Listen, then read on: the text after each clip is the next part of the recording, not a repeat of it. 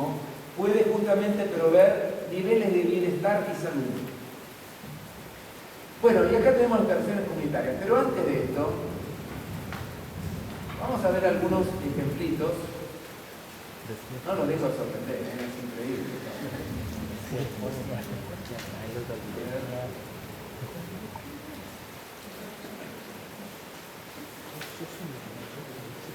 ¿Yo? Primero, para ver algo de la identidad narrativa,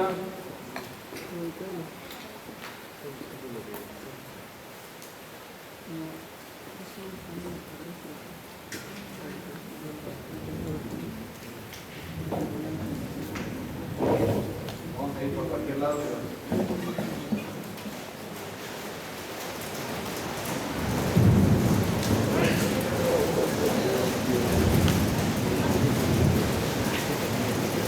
¿Se acuerdan de Quino, el padre de Mafalda?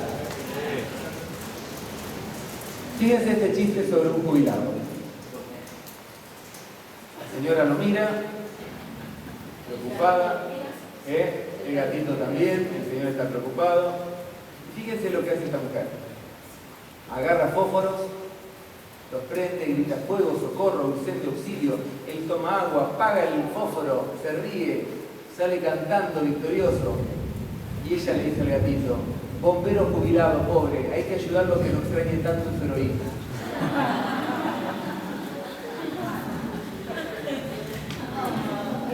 Pero fíjense la fineza de este chiste. ¿Qué es lo que hace esta mujer?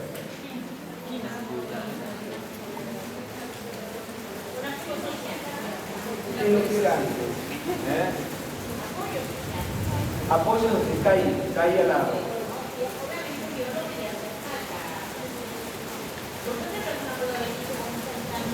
¿Será que no te escucho? Decía yo que creo que eso es un apoyo social, ¿no?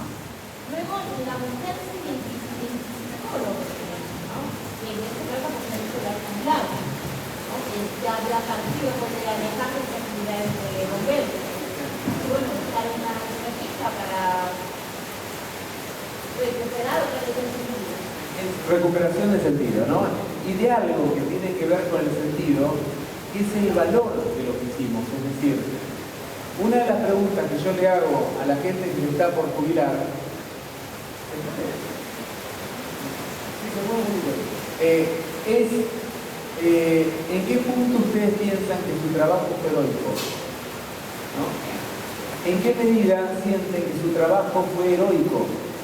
Y esta dimensión de heroísmo, que a veces no solemos pensarla, que nosotros también somos héroes en lo que hacemos. El heroísmo no solamente son los personajes de la ficción, todos somos héroes.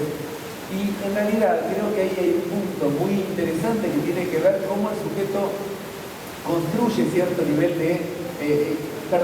que una de las cosas que uno más pena de lo que dejó a nivel de su trabajo o de lo que deja a lo largo de su vida es aquello que nos dio un valor en sí mismo, un valor de heroísmo, un valor de que fuimos útiles, necesarios, digo, cada uno con el sentido de heroicidad que puede haberle dado, pero básicamente esto es lo que más extrañamos de este lugar, ¿no? Que es como el valor que tuvimos en un momento, nuestra propia identidad, y que esto es lo que, la difícil tarea de lo que hay que reconstituir. En este caso, lo puede reconstituir a través de una pequeña ficción en el cual esta mujer restaura una situación donde él vuelve a ser el jubilado. Pero la pregunta es un poco el que decía el compañero hace un ratito, es ¿cómo hacemos?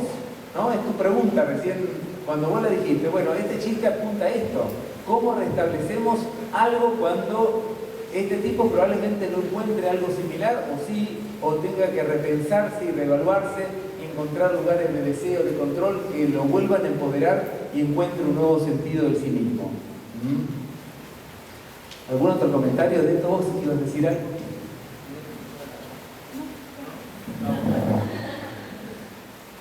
¿Alguna duda? ¿No? Bueno, pasamos a las intervenciones comunitarias.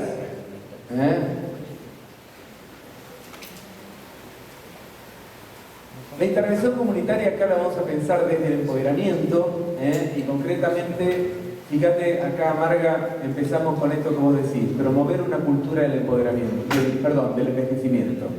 ¿Por qué? Porque en alguna medida hay que generar pautas culturales que promuevan que un sujeto pueda sentir que puede habitar en ese ámbito. ¿Puede habitar qué significa?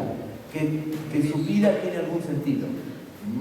Hay una película últimamente que se vio que se llama No es un país para débiles. ¿La vieron? No es un lugar para débiles. Una película de los hermanos Coen.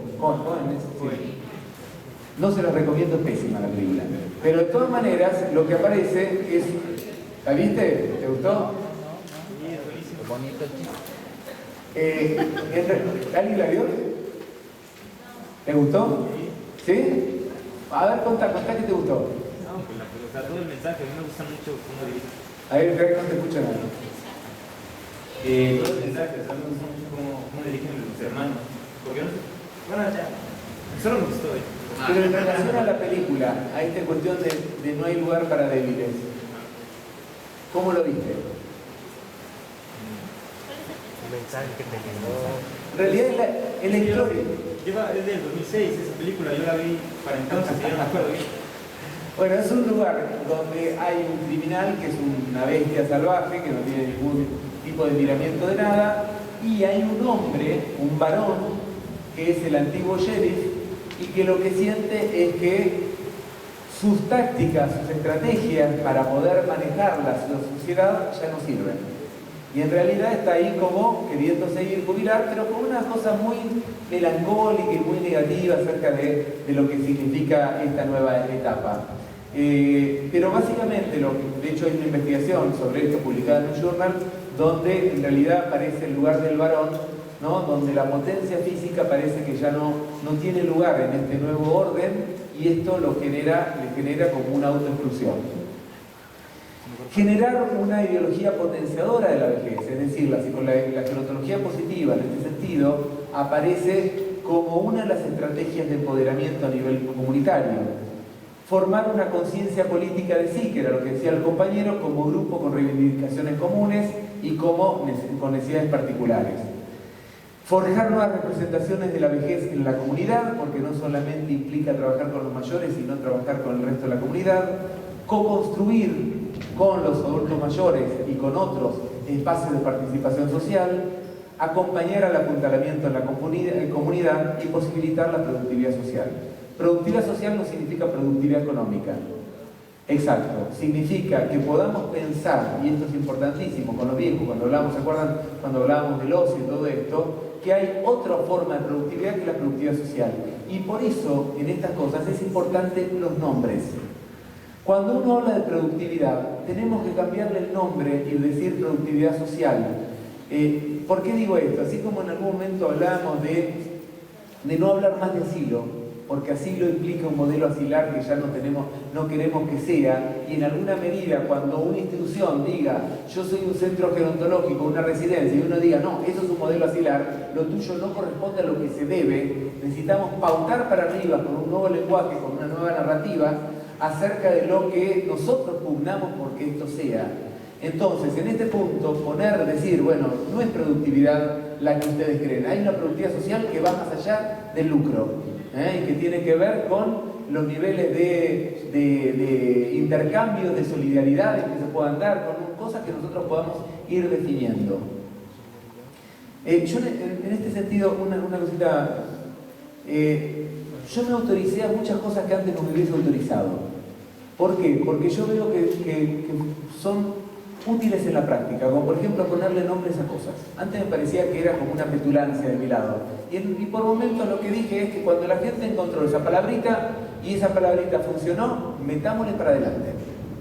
¿Por qué? Porque a veces la gente necesita, para una nueva narrativa, nuevos términos. ¿Cómo le vamos a hacer creer a una persona que una residencia puede ser un lugar interesante para vivir si le llamamos asilo? Nadie puede creerlo. ¿Por qué? Además de que es incongruente con un modelo asilar, porque en realidad el asilo tiene un asentamiento en nuestra cabeza muy fuerte, y por eso a veces cierto cambio de términos es útil dentro de un cambio cultural. Perdón.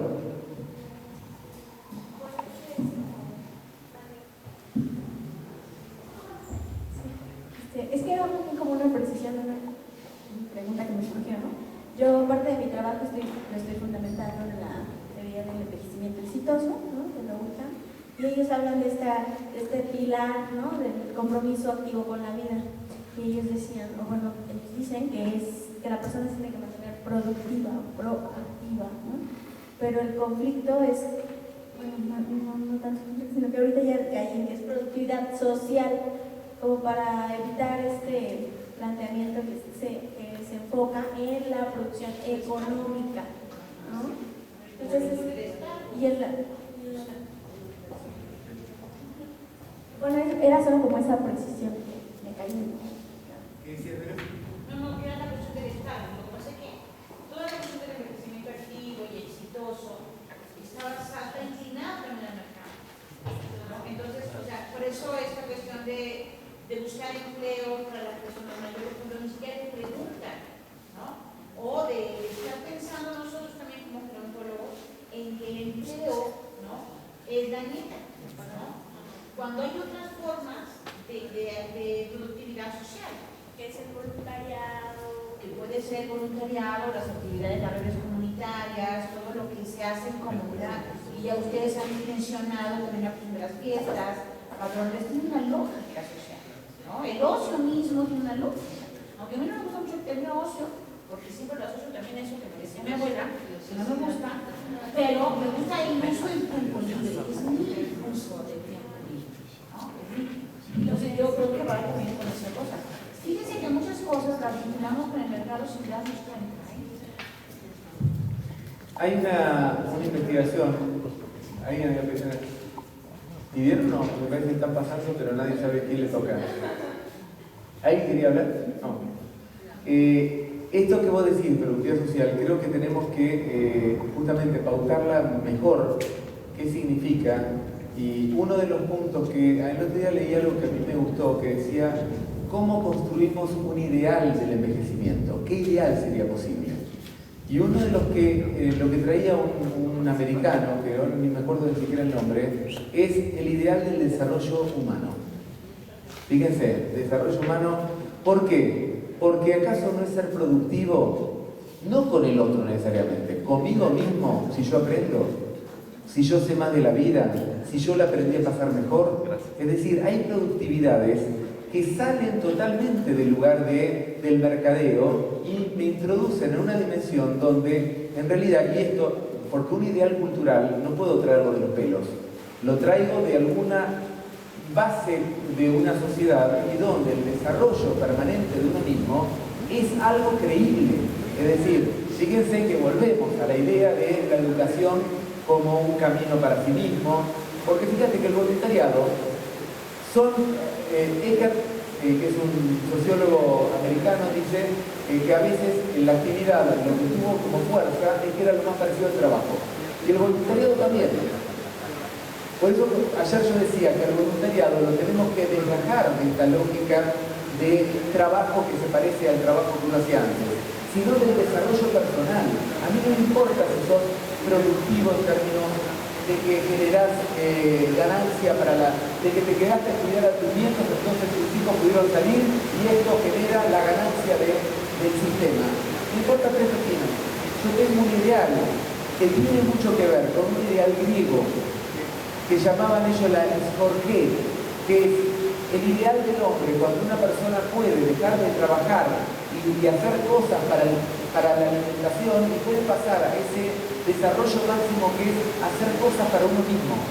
Y si ustedes ven los ideales del socialismo, la etapa del comunismo utópico es esta: el hombre no tiene que trabajar más.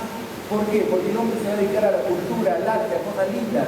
Entonces, tenemos que fundamentarlo en algo que es mucho más trascendente que el trabajo.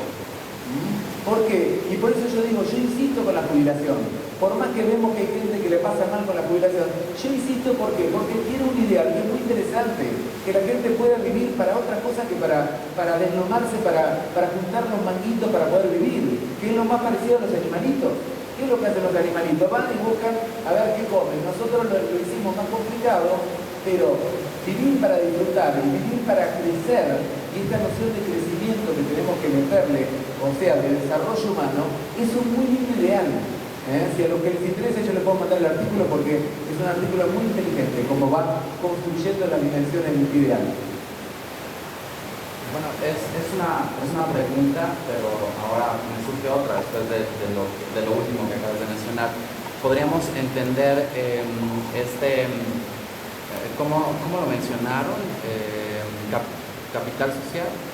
Productividad social. Productividad social. ¿Podemos entenderlo como lo que sucede en la construcción del capital social?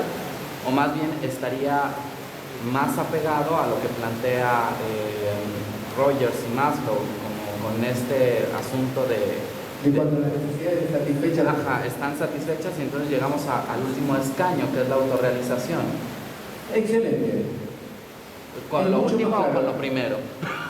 No. Digo, la productividad social es como, en realidad, cuando hablo de productividad social, incluso la palabra social quizás nos lleva a pensar en lo que le tengo que dar al otro. Ajá. La autorrealización del sujeto, que puede ser dándole al otro, puede ser dándole a mí mismo, puede ser un magnífico, incluso